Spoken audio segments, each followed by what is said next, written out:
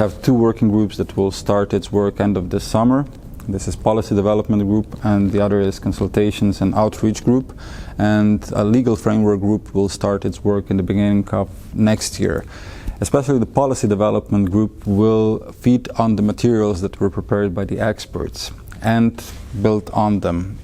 That's the mapping of the risks and opportunities as well as the existing legal frameworks.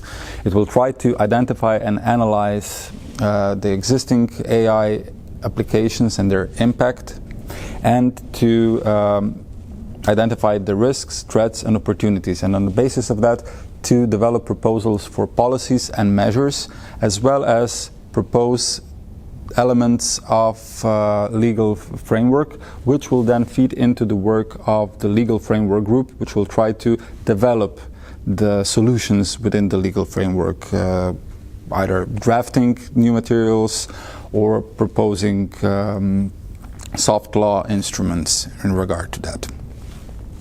So the work ahead for the experts from the member states is hard, because they need to focus on what is really important and to propose solutions that will be acceptable to the member states.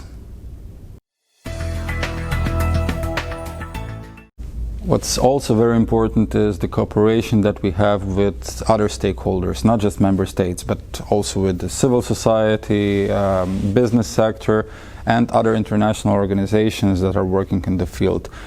We need to be, on one side, up to date to the developments of the technology, and we also need to think globally and inclusively.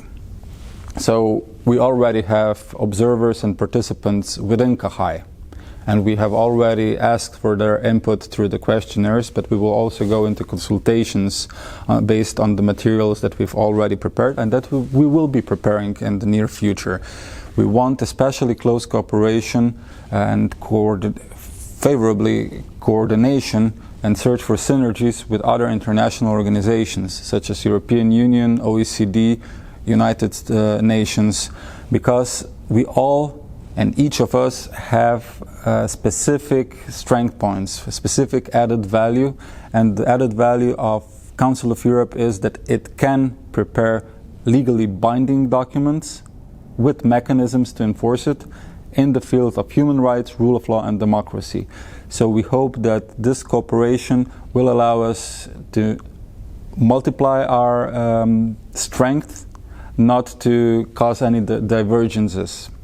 So we've already had positive input and positive cooperation, and we hope that we carry on in this way in the near future.